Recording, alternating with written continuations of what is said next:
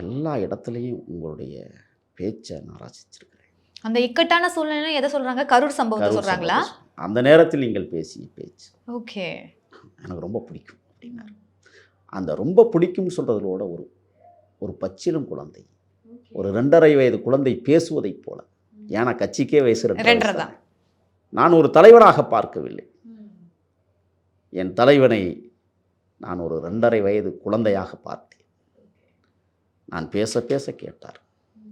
அப்பொழுதுதான் சொன்னேன், நம் கொடி ஒரு நாளும் அரைக்கம்பத்தில் பறக்கக்கூடாது.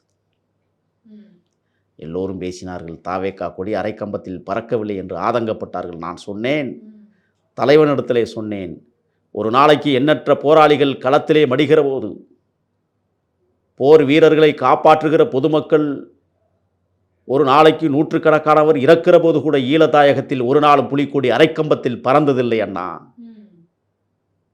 நம்மை வழிநடத்துகிற 41 எம் தமிழ் குழந்தைகள், தமிழ் பிள்ளைகள் இறக்கும் போதும் நம் கொடிக்கம்பத்தில் பறந்த வாகை கொடி ஒரு நாளும் அரைக்கம்பத்தில் பறக்காது என்றேன்.